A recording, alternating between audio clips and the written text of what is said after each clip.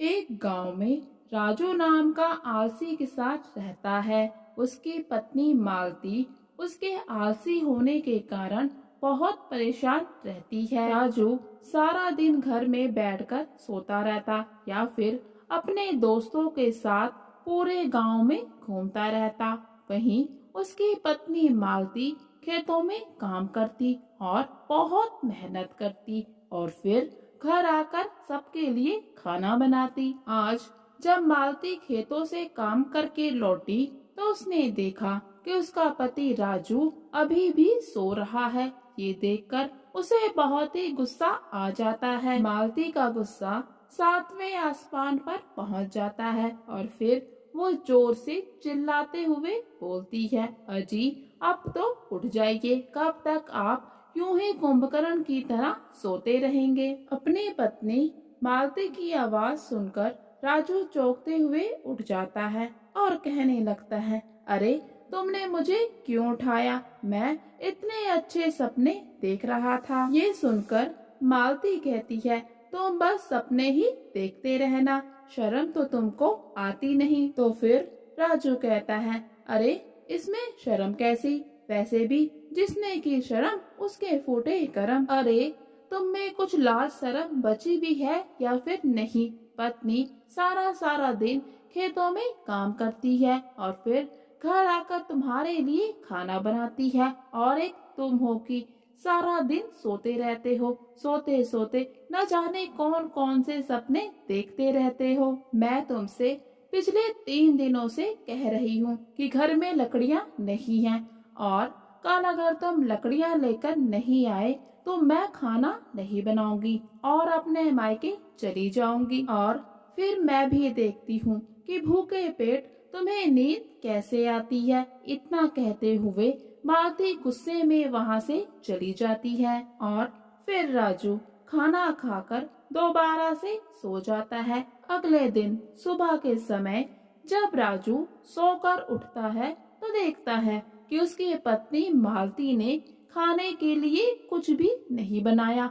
बिना खाना बनाए आज वो खेत में चली गई और फिर राजू समझ जाता है कि आज तो उसको जंगल जाकर लकड़ियां लेकर आनी ही पड़ेंगी, नहीं तो उसकी पत्नी खाना नहीं बनाएगी। फिर राजू जंगल की तरफ लकड़ियां लेने चल पड़ता है। जंगल में थोड़ी सी लकड़ियां काटने के बाद राजू बहुत ही थक जाता है और सोचता है कि इतनी लकड़ियां काफी हैं, मैं इन्हीं को लेकर घर चला जाता हूँ। राजू घर की तरफ जा ही रहा था कि उसके कानों में एक आवाज जाती है कि तुम कितने आलसी हो, बस इतनी सी लकड़ियां काट कर थक गए। राजू आवाज सुनकर इधर उधर देखता है लेकिन उसे कोई भी नजर नहीं आता। तो फिर राजू फिर से चलना शुरू कर देता है और उसको फिर से वही आवाज सुनाई देती है, कितने आलसी हो तुम, बस इतनी सी लकड़ियां काट कर थक गए। इतनी सी लकड़ियों में तो तुम्हारे घर में 2 दिन का खाना भी नहीं बनेगा। राजू फिर से पलटकर इधर उधर देखता है लेकिन इस बार उसकी नजर एक पेड़ पर पड़ती है जिसमें एक बहुत ही प्यारा तोता बैठा होता है। राजू धीरे धीरे उसकी ओर बढ़ता है तो पाता है कि तोता तो इंसानी भाषा जानता है। ये देखकर राजू को बहुत हैरानगी होती है और राजू तोते से कहता है, अरे तुम इंसानी भाषा कैसे बोल लेते हो? तो फिर तोता कहता है, क्यों नहीं बोल सकता, मैं एक जादुई तोता हूँ। मैं अपने दूसरे दोस्तों के साथ यहाँ आया था लेकिन मैं उनसे बिछड़ गया। क्या तुम मुझे अपने साथ अपने घर ले चलोगे? राजू को भी तोता बहुत पसंद आता है और वो खुशी खुशी हाँ कर देता है और फिर दोनों के बीच में अच्छी खासी दोस्ती हो जाती है और फिर राजू और तोता घर आ जाते हैं। घर आकर तोता राजू से कहता है, अरे सुनो, तुम मुझे पिंजरे में बंद मत करना। मैंने सुना है कि इंसानी लोग तोते को पिंजरे में बंद करके रखते हैं। तो फिर राजू कहता है, वो तो मामूली तोते होते हैं, तुम्हारी तरह जादूगर नहीं। तो फिर इतने में राजू की पत्नी मालती आ जाती है। वो भी तोते को देखकर बहुत खुश होती है और कहती है, अरे ये तो बहुत ही प्यारा तोता है। मालती की बात सुनकर तोता मालती से कहता, अजी जी, तारीफ करने के लिए शुक्रिया शुक्रिया। आप बहुत ही अच्छी हैं, बहुत ही प्यारी हैं। तोते के मुंह से इतनी प्यारी और साफ इंसानी भाषा सुनकर मालती भी हैरान रह जाती है और कहती है, अरे ये तोता तो बात भी कर सकता है, कितना प्यारा है ये तोता। तो राजू मालती को बताता है कि ये उसको जंगल में मिला और उसे बहुत अच्छा लगा, इसीलिए वो उसे अपने घर ले आया। और फिर राजू तोते को घर से बाहर ले आता है। बाहर आकर तोता राजू से कहता है, क्या मेरी मेहमान नवाजी नहीं करोगे? मुझे अमरूद खाना है। तो फिर राजू कहता है, अमरूद अमरूद तो घर पर नहीं है। अमरूद लेने के लिए तो मुझको बाजार जाना होगा। तो फिर तोता कहता है, बाजार? तो फिर मुझे भी ले चलो बाजार। क्या तुम मुझे बाजार नहीं घुमाओगे? और फिर राजू तोते के साथ गांव की सैर में निकल पड़ता है। गांव में सभी लोग राजू के साथ इतने प्यारे तोते को देखकर हैरत में पड़ जाते हैं और राजू भी पूरे गांव में इतराते हुए अक्कड़ के साथ घूमता है कि इतने में उसे उसका एक दोस्त मिलता है। राजू अपने दोस्त से पूछता है कि वो कैसा है। तो राजू का दोस्त बोलता है, मैं तो अच्छा हूँ, लेकिन तुम्हारे पास इतना प्यारा तोता कहाँ से आया?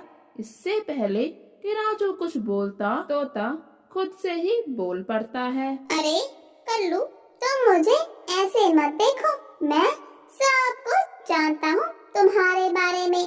तुम्हारे मन में क्या चल रहा है ये भी मैं जानता हूँ। तोते के मुख से इंसानी भाषा सुनकर कल्लू तोते और राजू को हैरत भरी नजरों से देखने लगता है और पूछता है, अरे राजू, ये बोलने वाला तोता तुम्हें कहाँ से मिला?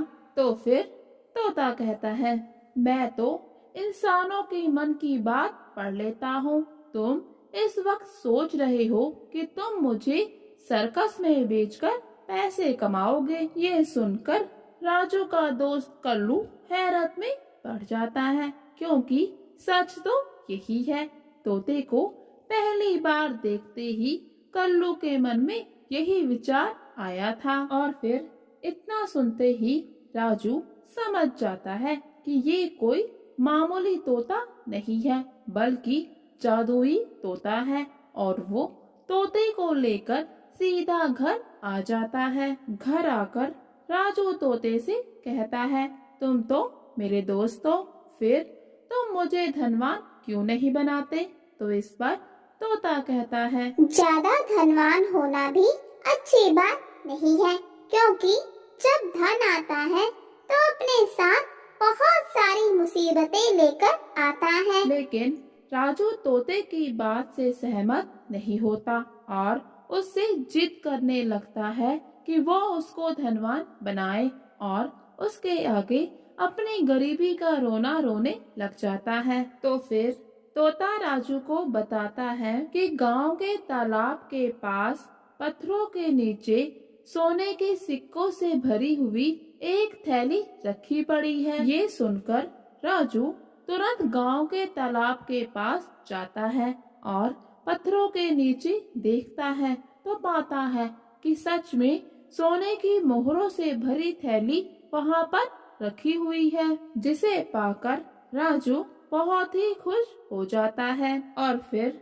राजू सभी सिक्कों को लेकर घर आ जाता है और अपनी पत्नी से कहता है, ये लो सोने के सिक्के और अब तुम्हें मजदूरी करने की कोई भी जरूरत नहीं है। अब तुम महारानी के जैसे जीवन जियो। तो इस पर मालती कहती है, नहीं नहीं जी, मुझे तो मेहनत करके खाना ही अच्छा लगता है, चाहे आपके पास कितना भी धन क्यों ना आ जाए, लेकिन मैं मेहनत करना कभी भी नहीं छोड़ूंगी। लेकिन राजू को अपनी पत्नी की बात समझ में नहीं आती। वो बाजार जाकर उन सिक्कों को बेचकर धनराशि ले आता है और धीरे धीरे राजू की झोपड़ी एक सुंदर से घर में बदल जाती है। और फिर कुछ ही दिनों के बाद राजू तोते से फिर से खजाने की जिद करने लग पड़ता है। तो इस पर तोता कहता है, देखो अब तुम्हारे मन में लालच आ गया है। वैसे भी हर चीज पैसों से नहीं खरीदी जा सकती।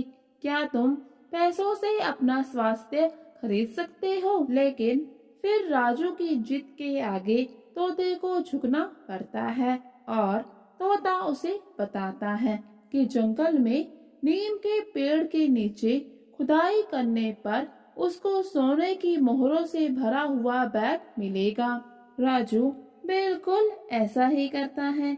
जंगल में जाकर नीम के पेड़ की तलाश करता है और पाता है कि वहाँ पर सोने के सिक्कों से भरा हुआ बैग रखा पड़ा है। मालती खेत में जाकर मेहनत करती, लेकिन राजू अभी भी आलसी का आलसी ही था।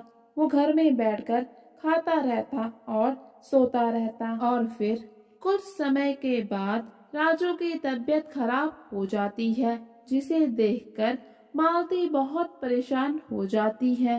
तो वो वैद्य जी को बुलाकर लाती है और जांच करने पर पता चलता है कि राजू को शुगर हो गई है। अब वो जीवन भर मीठा नहीं खा सकता। राजू को तला हुआ और ज्यादा मिर्च मसाले वाला खाना खाने के लिए मना कर दिया जाता है। और फिर राजू कहता है, लेकिन ये सभी चीजें तो मुझे बहुत पसंद हैं। तो इस पर वैद्य जी कहते हैं, अगर तुम जीना चाहते हो तो इन सभी चीजों की चाहत छोड़ दो और भूल से भी अचार खाने की गलती बिल्कुल मत करना। तुम्हें अब सिर्फ दिन में 2 बार ही खाना खाना है, वो भी सिर्फ 3 रोटी और उबली हुई दाल। इतने में राजू का साथी तोता वहाँ पर आ जाता है और कहता है, अरे दोस्त, अब मैं जा रहा हूँ। मेरे साथी दोस्तों ने मुझे ढूंढ लिया है। वो मेरा छत पर इंतजार कर रहे हैं। राजू तोते से कहता है, क्या तुम मुझे ठीक कर सकते हो? तो इस पर तोता कहता है, मैं एक जादुई तोता हूँ, ना कि डॉक्टर तोता। तुम पहले से ही बहुत आलसी थे और जब से तुम्हारे पास धन आया है तो तुम और भी ज्यादा आलसी हो गए हो। मैंने तुम्हें पहले ही बोला था कि धन से ज्यादा इंसान का मेहनती होना जरूरी है, लेकिन तुमने मेरी बात नहीं मानी और मेहनत करना चालू नहीं किया। अब पड़े रहो यूं ही बिस्तर पर और अपने धन को देखते रहो। इतना कहकर तोता वहाँ से चला जाता है और राजू को अब अपने किए पर बहुत ही पछतावा होता है। आज राजू के पास बहुत सा धन है, लेकिन स्वास्थ्य नहीं है। आज राजू के पास इतने पैसे हैं कि वो जो चाहे वो खा सकता है, लेकिन शरीर ने साथ छोड़ दिया।